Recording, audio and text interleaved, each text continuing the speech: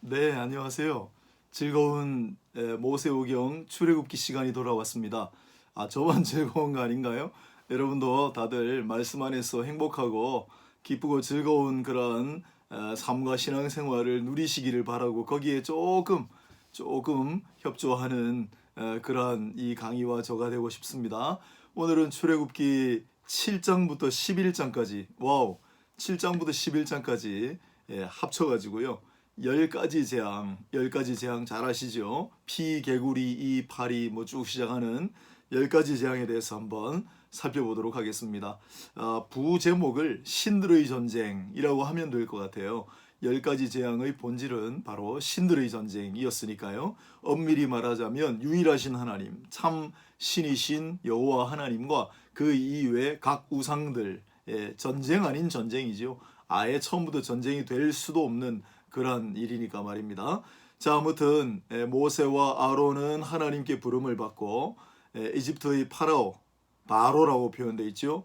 이집트의 파라오는 태양 신의 아들이고 그 자체가 살아있는 신으로 추앙받았습니다. 사람을 살아있는 신으로 추앙한다. 여러분 낯설 수도 있지만은 로마 시대의 로마 제국의 황제도 살아있는 그 자체로 살아있는 신이었습니다. 늘 차용하는 것이지요. 하늘 아래 새 것이 없다. 전도서 말씀은 참 옳거든요. 아무튼 파라오는 신의 아들, 그 자체가 살아있는 신입니다. 모세와 아론은 하나님의 명을 받고 바로에게 가서 이스라엘 백성들을 보내달라고 하죠. 천만의 만만의 말씀이었습니다. 오히려 고역만 더 가중되었다. 지난 시간 우리가 살펴보았습니다. 자, 다시 한번 바로 앞에 선 모세와 아론은 하나님의 말씀을 전했을 테고 또한 표징을 보여주라고 했잖아요.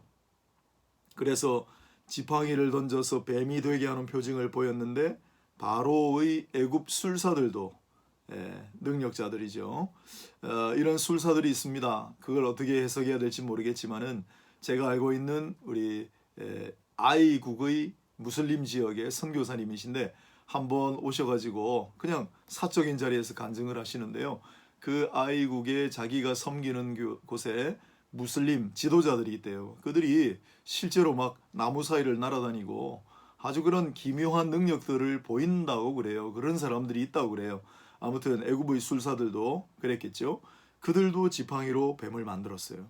그런데 아론의 지팡이가 그들의 지팡이를 삼키는 이적이 또 일어나죠. 하지만 여전히 바로는 마음이 완악하여 모세와 아론의 말을 듣지 않았으니 결국 출애굽기 7장 13절에 있는 여호와의 말씀과 같더라. 그래서 이후에 10가지 재앙이 이제 시작이 되는데 10개의 재앙 중에 8번은 모세를 통해 그리고 2번은 모세와 아론을 통해 마침내 이제 진행이 되는 것입니다.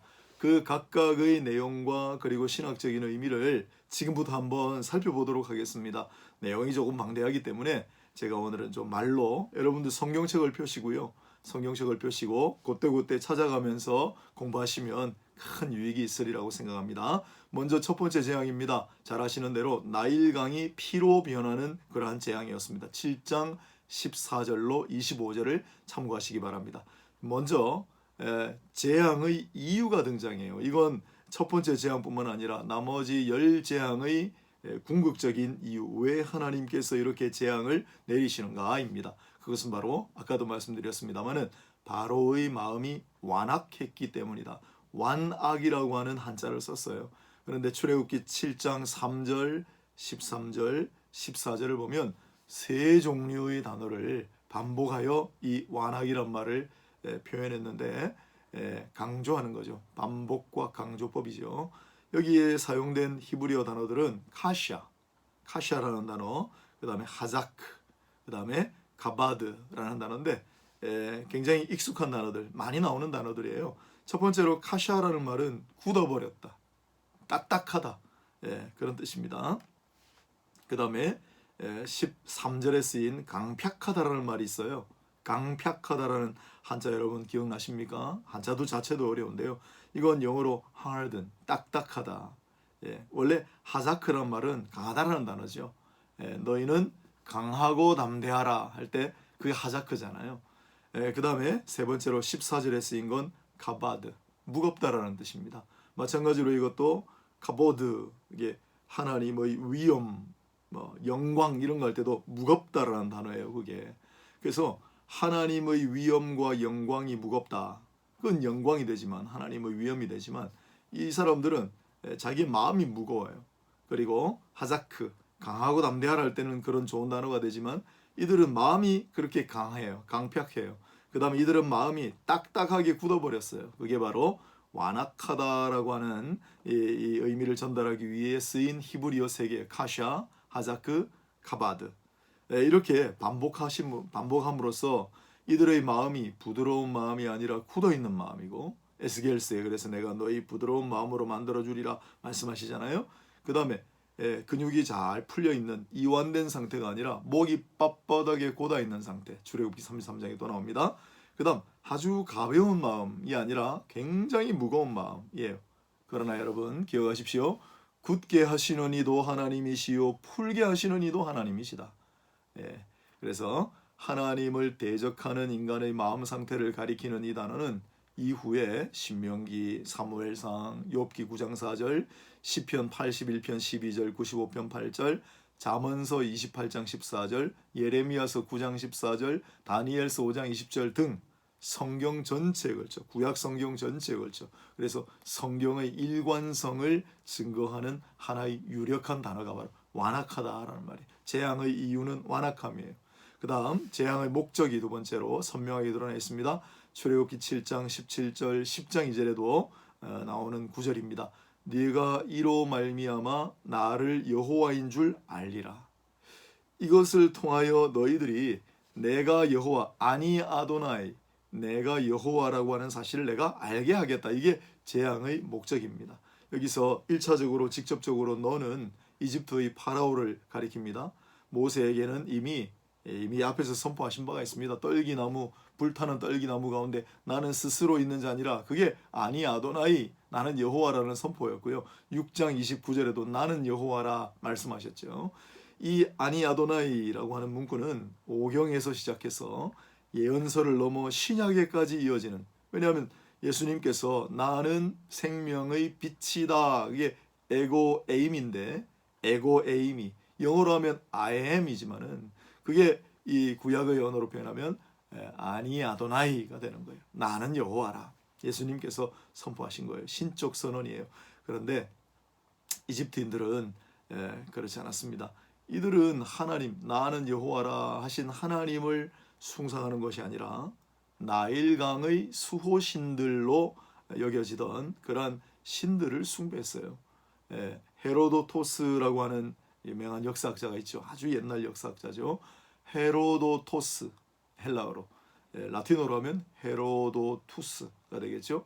이 헤로도토스는 역사라고 하는, 히스토리에라고 하는 책을 남겼습니다. 여러분 상하로 우리 번역되어 나와 있는데 정말 재밌는 책이니까 여러분들 휴가 기간이나 혹시 시간 여유가 좀 있으신 분들은 무조건 헤로도토스의 역사를 사서 꼭 한번 읽어보시기를 강력하게 추천해 드립니다.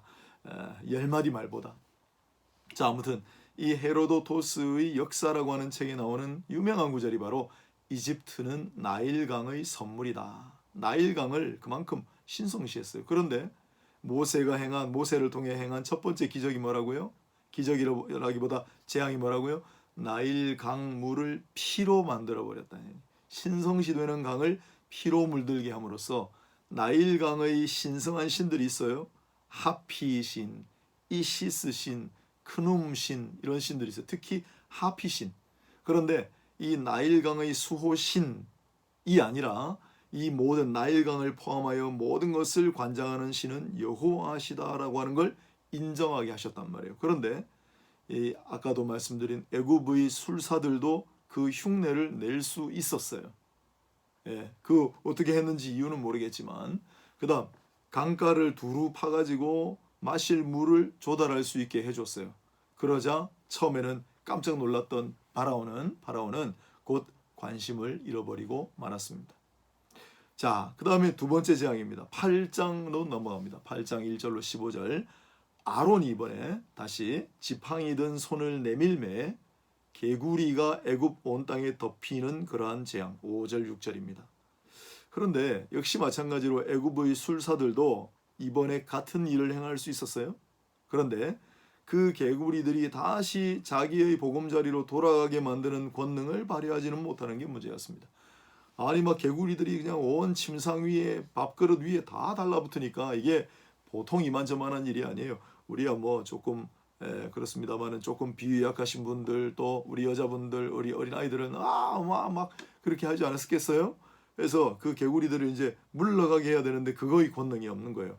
그러자 모세에게 파라오가 그 자존심 강한 자기를 신의 아들 신으로 자처하던 그 파라오가 모세에게 간구합니다.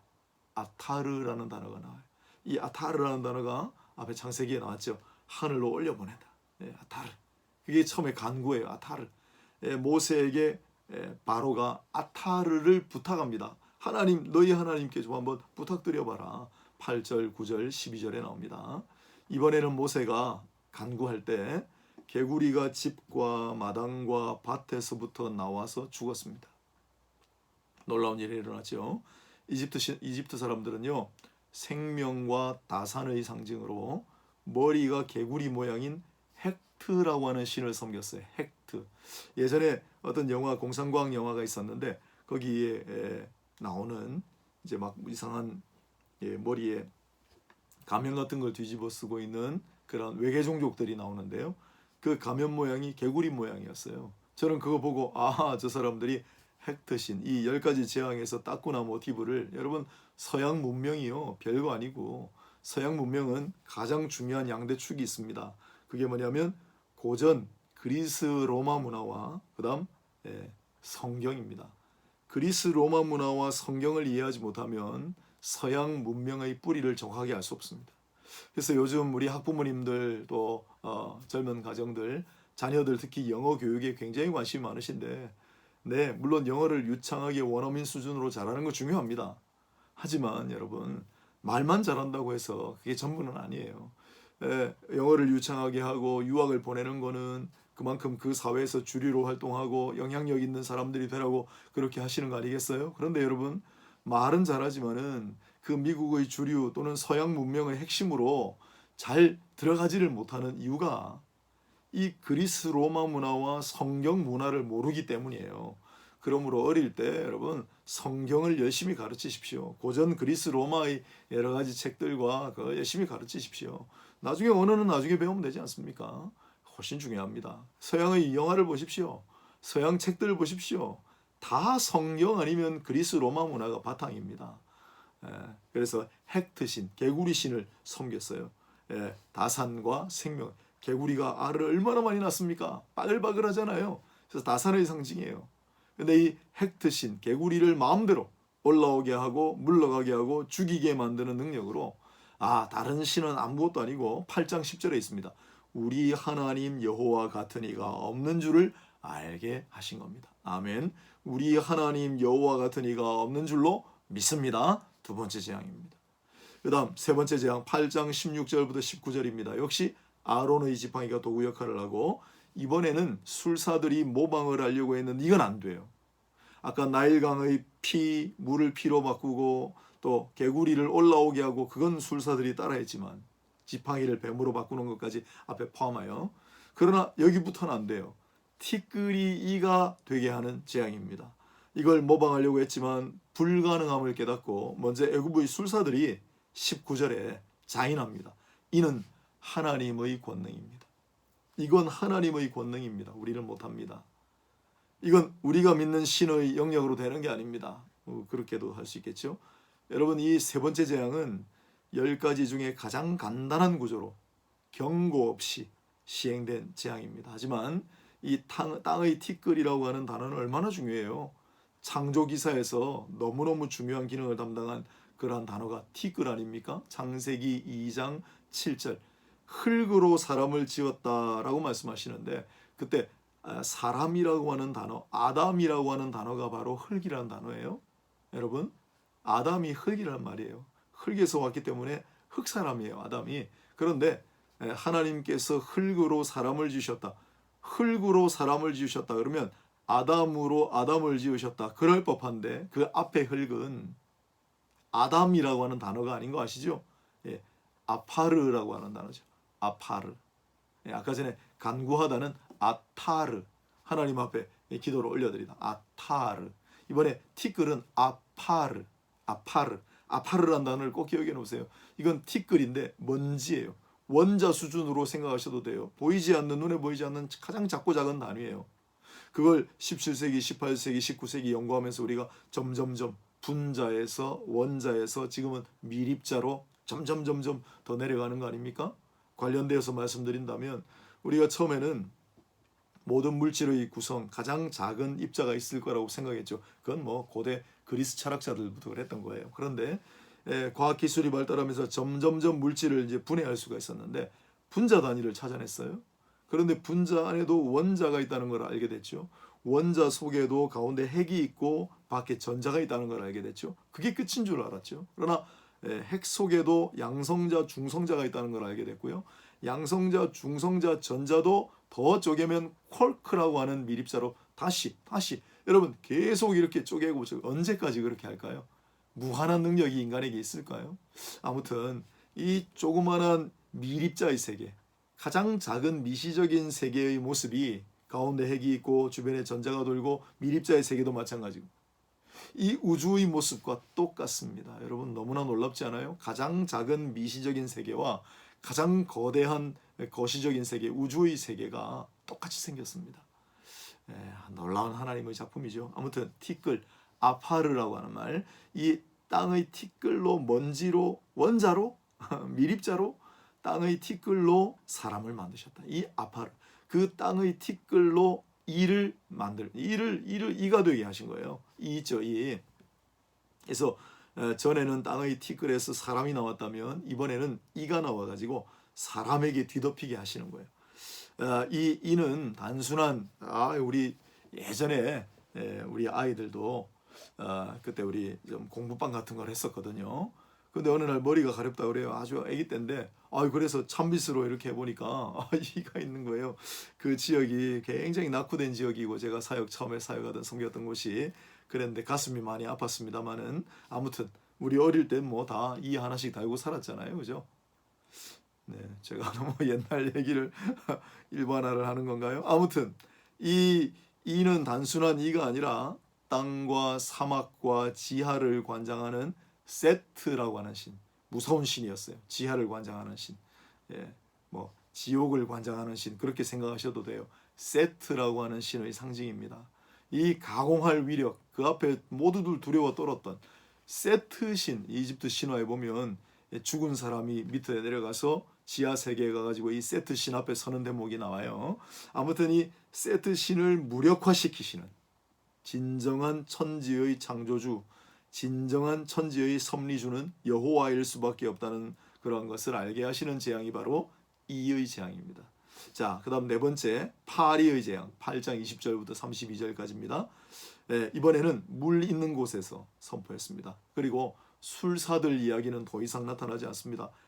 티끌을 이로 바꾸는 그 재앙부터는 이건 하나님의 영역입니다 하고 다 물러가 버렸어요. 대신 이스라엘 백성들이 거주하는 곳에는 더 이상 미치지 않는 유형의 재앙이 시작됩니다.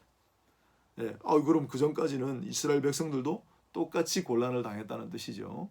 이때 필요한 개념이 바로 구별입니다. 구별. 내 백성이 거주하는 고센 땅을 구별하여 22절에 나오거든요. 구별하여. 그리고 23절에는 내가 내 백성과 너 백성 사이를 구별하리니. 구별하고 구별한다. 고센 땅을 구별하고 백성을 구별하겠다라고 말씀하세요. 그런데 이 앞에 구별하고 뒤에 구별을 우리 신앙의 선배님들이 웬일로 똑같이 구별이라고 해놨는지 모르겠지만 단어가 달라요. 앞에 고센 땅을 구별하던 팔라, 펠레, 이건 이제 아주 기이하다. 그는 기묘자라. 이사야 9장에 나오는 거 있죠. 전능하신 하나님, 영존하시는 아버지, 한 아들 한 아기를 우리에게 주신 바 되었는데 우리 이제 조금 있으면 성탄인데요. 그 한 아들 한 아기, 그는 기묘자라 하지 않습니까? 이게 팔라예요, 팔라.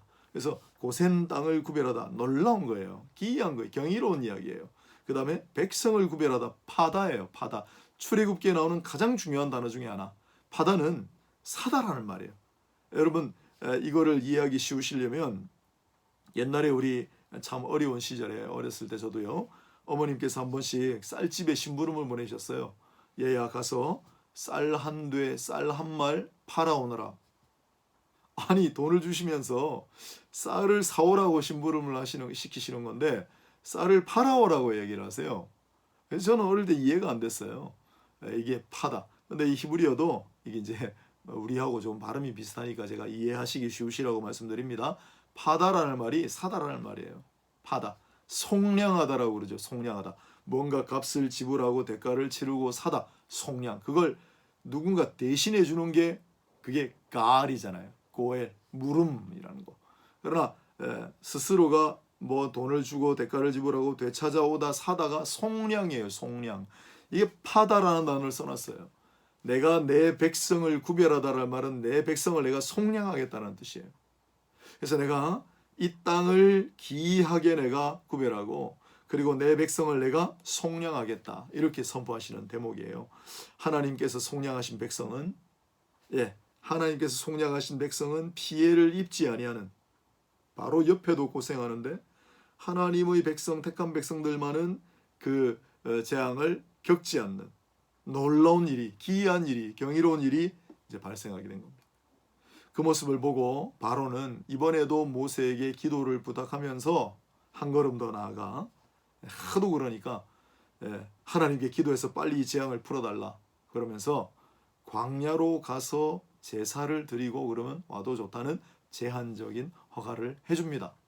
진일보한 거죠. 그런데 파리 때가 떠나가자마자 바로는 다시 이스라엘 백성들 가는 것을 불허합니다. 왜 그랬죠? 마음이 완악하니까. 자, 이 파리로 상징되는 신은 우아트킷 또는 우아트킷, 이건 뭐 너무 어려운 거니까 쉬운 거는 바알제붑입니다. 바알제붑, 바알세불이라고도 하고 벨제붑이라고도 하죠. 바알이라고 하는 게 여러분 잘 아시죠? 바알과 아세라. 바알이라고 하는 말이 주인이란 단어예요. 주. 그리고 제붑이 바로 파리예요. 그러므로 바알제붑은 파리의 왕, 파리의 주인이라는 뜻입니다. 이사야 선지자도 이사야서 7장 18절에 애굽 하수에서 먼 곳의 파리와 아수르 땅의 벌을 불러라고 해서 이 파리를 애굽의 하수, 나일강의 상징처럼 이사야 선지자도 파리를 거론해요. 이처럼 날아다니는 파리 있잖아요. 그 파리의 주인 혹은 파리의 왕이라는 뜻이 후에는 악마, 사탄의 대명사로 간주가 됩니다. 신약 성경에는 바알세불로 불리고 귀신의 왕으로 번역됐죠. 예루살렘에서 파견 나온 서기관들이 이 예수를 조사하고 그가 바알세불에 집혔거나 귀신 왕의 힘을 빌어, 즉 바알제붑에게 사로잡혔거나 그의 힘을 빌려서 귀신을 쫓아낸다고 보고하는 대목이 마가복음 3장 22절에 나옵니다. 바알세불이에요. 사탄에 비유하셨어요. 그래서 이 파리는 단순한 파리가 아니다. 고대 근동으로부터도 1954년도에 윌리엄 골딩이라고 하는 소설가가 파리대왕이라고 하는 소설을 써가지고 노벨 문학상을 수상하기도 했죠. 인간의 내면 안에 있는 이 악마 같은 요소, 그걸 소년들, 표류한 소년들의 이야기를 통하여 정말 드라마틱하게 나타낸 그러한 소설입니다. 이것도 시간 나실 때 한번 윌리엄 골딩 파리대왕, 그 파리대왕이 뭐라고요? 바알세불, 바알제붑 구약으로는요. 그리고 그 파리가 바로 이 네 번째 재앙에 나오는 파리입니다. 단순한 파리가 아니죠. 이 파리는 사단, 악마, 흑암의 세력의 주인을 상징합니다. 그러므로 그 파리대왕의 힘을 빌렸거나 그 파리대왕에게 사로잡힌 게 아니라 하나님께서는 설령 그러한 신이 잡신이 있다고 하더라도 그것을 모두 무력화시키시는 분은 하나님밖에 없다라는 거죠. 자, 그 다음에 9장으로 넘어갑니다. 9장 1절로 7절에는 다섯 번째 재앙으로 가축의 재앙이 소개되어 있습니다. 가축에게 돌림병이 돌아서 여러분 돌림병은 참 문제가 되죠. AI, 조류 독감, 또 최근에 돼지 독감 이런 게 발생하면 어떻습니까? 오리를 최근에도 살처분한다고 그러는데요. 생매장하고 막 정말 끔찍한 일이 벌어지죠. 그게 돌림병이잖아요. 가축의 돌림병. 지금 2020년입니다. 지금 이 시대에도 가축의 돌림병이 발생하면 우리가 어찌할 바를 알지 못하고 다 살처분을 내버리잖아요. 그런데 이게 지금 뭐 4,000년 전에는 어땠겠어요? 그렇죠? 그래서 가축에게 돌림병이 돌아서 가축이 다 죽는 겁니다. 그런데 놀랍게도 이스라엘 사람들의 가축만은 피해를 입지 않아요. 그런 예언이 내려집니다. 기한, 이번에는 기한을 정해서 내립니다. 점점점 재앙이 정교해지죠. 이 가축이라고 하는 단어는 구약의 히브리어는 아주 발달한 고등 언어가 아닙니다. 잘 아시죠? 구약 시대에 썼다가 히브리 민족이 로마에 의해서 주후 70년에 완전히 멸망하고 디아스포라 된 다음엔 그들이 나라가 없었고 언어를 잃어버렸지 않습니까? 그러니까 성경 시대의 히브리어하고 지금 현대 히브리어하고, 왜냐하면 히브리어를 복원해낸 게 이제 한 200년도 안 된단 말이에요. 현대 히브리어를. 그러니까 별로 차이가 없는 거예요. 우리나라 훈민정음은 1440년대 만들었는데요. 그때 1440년대 만들어진 훈민정음하고 지금하고 많이 다르죠. 물론 알아들을 수도 있어요. 나람 말샴이 딩기게다라 문자로 서로 사마티 아니할세. 나람 말씀이 중국과 달라 문자로 서로 맞지 않다라는, 어느 정도 알아들을 수 있죠. 이게 이제 600년 세월이 흘렀습니다만은, 그러나 히브리어는 더 비슷합니다. 고대어하고. 이게 또 하나님의 놀라운 섭리죠. 그래서 고대 언어이기 때문에 히브리어는 단어가 많지 않습니다. 똑같은 단어를 여러 번 씁니다. 아버지라고 해당하는 단어하고 할아버지하고 똑같습니다. 선조라고 하는 단어를 똑같이 씁니다. 아들과 손자도 구별이 없습니다. 이모, 고모 단어 구별 없습니다. 마찬가지로 가축이라고 하는 단어하고 재산이라고 하는 단어가 같아요. 그래서 가축이 죽는다라는 말은 재산이 사라진다. 물론 단어도 같고요. 여러분 지금도 그렇습니다만 소 한 마리가 얼마나 이 가정의 중요한 재산이었겠어요. 그런 특히 소와 같은 가축들이 다 죽어가는 장면이죠. 재산의 피해가 극심했습니다. 하지만 바로 파라오는 살아있는 신일 뿐만 아니라 1등 부자예요. 모든 재산을 소유하고 있던 파라오는 이번에는 모세에게 기도 요청조차 하지 않습니다. 물론 이스라엘 백성들을 보낼 생각도 전혀 없습니다. 하지만 상징적인 영향은 매우 컸습니다. 왜냐하면 이집트 사람들이 가장 좋아하는 동물이 바로 소예요. 소. 그래서 이들은 소로 상징되는 신을 섬겨요. 그래서 황소의 신인 아피스, 유명한 신이죠. 그 다음에 암소의 신인 하토르, 아피스와 하토르라고 하는 각각 황소와 암소의 신을 이들은 굉장히 중요하게 섬겼어요. 그런데 그 신의 현신이라고 하는 그런 황소와 암소가 실제로 막 죽어 나자빠지니까 얼마나 충격적이었겠어요. 여기에 참고로 돌림병, 가축의 돌림병이 돌았다. 돌림병은 데베르라고 하는 단어예요. 데베르 아시지요? 데베르. 지금도 감염병 때문에 우리가 고생하고 있는데 이 코로나19 바이러스로 말미암은 감염병도 데베르라고 할 수 있죠. 다바르가 말씀이잖아요. 사건이라고도 하고 다바르 말씀, 데베르 명사형. 그래서 이 데베르 돌림병이라는 거는 말씀과 관련이 있어요. 이렇게 해석할까요? 하나님의 말씀을 거역하고 하나님의 말씀에 불순종할 때 도달하게 되는 결론이 뭐냐? 데베르라는 거예요. 다바르를 거역하고 불순종할 때 도달하게 되는 결론은 데베르, 돌림병이다라는 거예요. 그러면 조금 이제 실감이 되실 거예요. 이렇게 돌림병이라고 하는 데베르라고 하는 거, 이것은 말씀도 전파되어야 되고 또 돌림병도 빨리 전파된다는 그러한 면에서 형식적인 공통점을 가지고, 또한 하나님의 말씀을 준행하지 않을 때 하나님께서 사용하시는 도구 중에 하나, 기근, 전염병, 전쟁, 그 중에 하나라고 하는 점에서 깊은 연관이 있습니다. 자, 6번째는 종기의 재앙입니다. 이 6번째 종기의 재앙은 3번째 재앙과 비슷한 간단한 구조를 가지고 있어요. 모세와 아론은 화덕의 재를 한 움큼 쥐고 바로의 목전에서 하늘을 향해 날렸습니다. 9장 8절.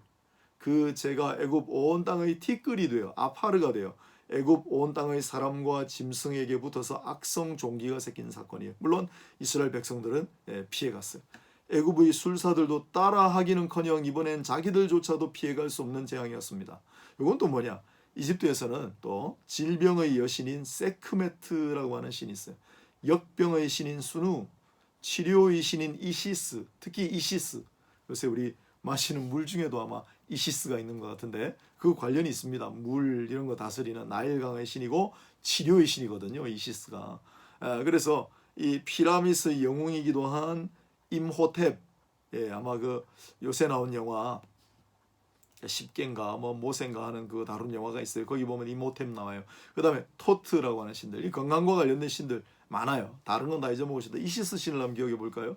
그래서 막상 몸에 종기가 나가지고 괴로울 때 이렇게 많은 신들, 세크메트, 수누, 그다음에 이시스, 임호텝, 토트, 많은 신들에게 빌고 또 빌었는데도 나아지지 않아요. 아무런 능력을 발휘하지 못했습니다. 그러나 모세와 아론을 통해 하나님께서 고치시는 거죠. 진정한 치유자는 여호와시라는 사실을 실감하는 거죠. 이집트를 나온 후에 하나님께서 이스라엘 백성들에게 뭐라고 했는지 기억나시죠? 나는 너희를 치료하는 여호와니라. 이게 종기 6번째 재앙과 관련이 있습니다. 하나님 우리를 고치십니다. 하나님 우리를 온전케 하십니다. 7번째 재앙은 우박의 재앙입니다. 넷째 재앙과 마찬가지로 아침에 일찍이 바로 앞에 서서 경고하는 형태, 13절요. 그 다음 5번째 재앙, 가축 재앙과 같이 기한을 정해서 하루 뒤에 일어날 것을 선포하는 형태예요. 4번째 재앙과 5번째 재앙과 연관성이 있습니다. 그런데 이번에는 피할 길을 알려주시는 거예요. 특이하죠. 사람이든 가축이든 집으로 들어가면 살 것이다. 그렇죠. 하늘에서 우박이 떨어질 것이다. 집에 들어가 있으면 산다. 그래도 그 말씀을 마음에 두지 않는 사람들이 많았습니다. 무슨 하늘에 우박이 떨어져가지고 사람이 죽는단 말이야. 그런데 7번째 재앙만은 아론의 지팡이가 아니라 모세의 지팡이가 수단이 됐어요. 그것도 특이해요. 22절에. 그리고 우박이 우레소리와 함께 불덩이를 동반하고 내려서 집에 있지 아니한 모든 채소와 모든 짐승과 모든 사람을 쳤습니다. 물론 이스라엘 자손들이 있는 고센 땅에는 우박이 없어요. 신기하죠? 철저하게 파괴되어가는 산하와 생명들을 바라보면서 바로는 참으로 굴욕적인 고백을 합니다. 내가 범죄하였노라. 여호와는 의로우시고 나와 나의 백성은 악하도다. 내가 범죄했습니다. 우리가 악합니다. 그 고백을 처음 해요. 그러면서 또다시 모세에게 기도를 부탁합니다. 그때 모세가 이렇게 말하죠. 세상이 여호와께 속한 줄 왕이 알리이다. 세상이 여호와께 속한 줄 이제 알겠습니까? 그러면서 우박을 이제 그만 중단시키는, 이집트 사람들은 이 우박을 비롯해서 각종 하늘의 대기 현상은 비도 오고 해야 되니까요. 우박뿐만 아니라 하늘의 여신인 누트, 대기의 신인 슈, 곡물과 풍성한 결산은 오시리스. 그래서 이 하늘의 여신 누트와 특히 곡물, 풍성한 결실의 신인 오시리스, 이건 굉장히 중요한 신들이었어요. 그런데 이 우박의 재앙은 이러한 하늘의 여신, 대기의 여신, 곡물의 여신, 이러한 신들의 연합조차도 여지없이 깨뜨려뜨리는 그러한 하나님의 권능을 보여주었습니다. 8번째 재앙은 출애굽기 10장에 나오는데 1절로 20절에 메뚜기 재앙입니다. 메뚜기는 지금도 좀 문제가 되고 있죠. 메뚜기 재앙 역시 전술한 땅의 신, 곡식의 신 등에 대한 여호와의 도발이고 승리의 상징이라고 할 수 있습니다. 앞선 우박의 재앙으로부터 살아남은 것이 있다면 나머지는 메뚜기가 전부 다 먹어치우리라고 하는 2차적인 재앙입니다. 이 반복되는 재앙 가운데 내가 여호와인 줄 알리라 라는 말씀이 다시 선포되고, 내 앞에 겸비하지 아니하겠느냐, 내가 여호와인 줄 너희가 알겠느냐, 그리고 내 앞에 그래도 겸비하지 아니하겠느냐는 명령이 추가됩니다. 결국 바로의 신하들이 들고 일어나요. 격하게 반응합니다. 바로시여, 그 사람들을 보내어 그들의 하나님 여호와를 섬기게 하소서. 왕은 아직도 애굽이 망한 줄을 알지 못하시나이까. 7절. 우리 다 망했습니다. 빨리 보내십시오. 바로는 할 수 없이, 그러나 제한적으로 장정에 한해서 갔다 오라. 그러나 곧 들이닥친 메뚜기 떼에 놀라서 사죄하는 굴욕을 다시 한번 맛보게 됩니다. 내가 너희의 하나님 여호와 너희에게 죄를 지었으니 바라건대 이번만 나의 죄를 용서하고 너희 하나님 여호와께 구하여 이 죽음만은 내게서 떠나게 하라. 17절. 참 너무 굴욕적이죠. 모세가 여호와께 간구하자 그토록 많던 메뚜기 떼가 강렬한 서풍을 따라 홍해로 빠져나가고 애굽 온 땅에 메뚜기 한 마리도 남지 않는 기적이 일어났습니다. 할렐루야. 자, 9번째 재앙입니다. 10장 21절 29절. 이번에도 모세가 손을 내밀었어요. 그리고 애굽 온 땅에 3일 동안 흑암이 있었습니다. 그러나 이스라엘 자손들이 거주하는 곳에는 빛이 있었어요. 놀랍죠? 바로는 마침내 모세를 불러 장정뿐만 아니라 유아, 가축, 재물까지 포함하여 데리고 갈 것을 허락하면서도 죽음을 경고해요. 28절. 아직까지 마음이 완악한 거예요. 흑암과 빛의 절묘한 조화를 한번 보십시오. 여러분, 이집트 최고의 신은 뭐니 해도 태양신입니다. 태양신 라, 람셋, 람세스 이런 전부 라, 태양신 라와 관계 있는 거예요. 레라고 하기도 하고. 그런데 이러한 태양신에도 불구하고 이 파라오도 태양신의 아들입니다. 라의 아들이 파라오예요. 파라오. 그런데 이런 태양신 절대신에도 불구하고 애굽 땅에는 흑암이 있고 여호와께서 계시는 땅에는, 여호와께서 구별하시는 땅에는 빛이 있어요. 흑암은 창조 이전의 혼돈과 무질서를 상징하고 빛은 창조의 조화와 질서를 상징합니다. 흑암은 장차 있을 장자의 죽음을 상징하고 빛은 죽음 가운데서 더욱 두드러지는 생명의 역사를 나타내고 있습니다. 누가 생명, 빛의 주인인가 말이죠. 10번째 재앙입니다. 마지막 재앙은 경고도 없고 기한도 없습니다. 또한 매개자 없이, 이번에는 모세와 아론이라고 하는 중개 수단 없이 하나님께서 친히 주재하시는 심판입니다. 이스라엘 백성들에게는 다만 은, 금, 폐물을 구하라 하시고 애굽 사람들에게 은혜를 입게 하사 많은 재물까지 가지고 나갈 수 있도록, 그리고 그 사람이라고 표현되어 있어요. 그 사람 모세는 이집트 사람들의 눈에 아주 위대하게 보이게 하셨습니다.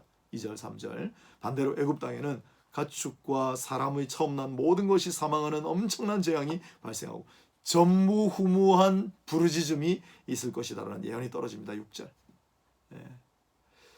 여러분, 생산과 출산의 신인 민 신인데, 또 아까도 언급됐습니다마는 오시리스라고 하는 신이 있어요. 재생, 부활의 신이에요. 오시리스가. 이 재생, 부활의 능력까지 자랑하는 오시리스, 이 신들은 과연 이러한 재앙을 막아줄 수 있을 것인가?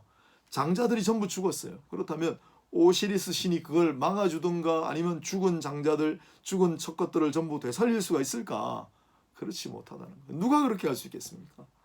그러나 그러한 결과는 이어지는 유월절 규례 다음에 나타납니다.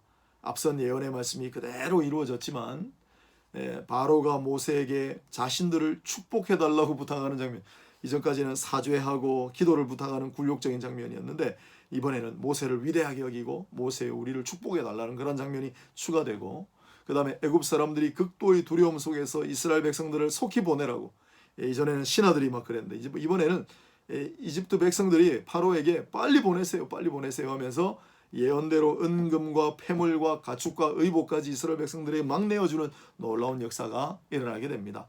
바로 이 10번째 재앙과 관련하여 유월절 규례가 생기게 되죠. 그래서 유월절 규례와 관련해서 10번째 재앙은 다시 한번 12장에서 조금 더 다뤄지게 됩니다. 결론입니다. 오늘 10가지 재앙을 빨리 해봤습니다. 간단합니다. 결론은 10재앙은 신들과의 전쟁이었다. 물론 우상이죠. 인간의 손으로 만든 우상들, 그것을 철저하게 무력화시키는, 아니 애초부터 그것은 능력이 없고 생명이 없는 헛된 우상들에 불과하다는 것을 하나님께서 여실하게 보여주시는 사건이 바로 10가지 재앙이고, 그래서 내가 여호와다, 내가 창조주다, 내가 생명과 사망과 부활의 절대 능력을 가진 이다 라는 걸 선포해 주시는 대목이 바로 10가지 재앙이 되겠습니다. 모세와 아론은 그걸 여실하게 느꼈죠. 체험했죠. 또 바로와 이집트 백성들은 안 좋은 의미로 간접적으로 체험하게 됐죠. 오늘 여러분은 어떻습니까? 하나님께서 생명의 주인이신 것을 고백하겠습니까? 하나님께서 부활의 능력자이신 것을, 부활의 능력을 우리로 하여금 맛보시게 하실 수 있는 분이라는 걸 고백하겠습니까? 오늘 한 날도 우리 주 하나님, 우리 이제 하나님의 손에 붙들려서 생명과 부활의 위대한 능력 가운데 오늘 한 날도 살아가시는 모두가 되시기를 바라고, 우리 앞에 놓여있는 많은 장애물들, 그것이 설령 사람이라고 할지라도, 신이라고 할지라도, 귀신들이라고 할지라도 하나님은 그 모든 존재를 철저하게 무력시키신다 라는 사실을 믿음으로 고백하고 담대하게 나아가시는 저와 여러분이 되시기를 주님의 이름으로 축복합니다. 감사합니다.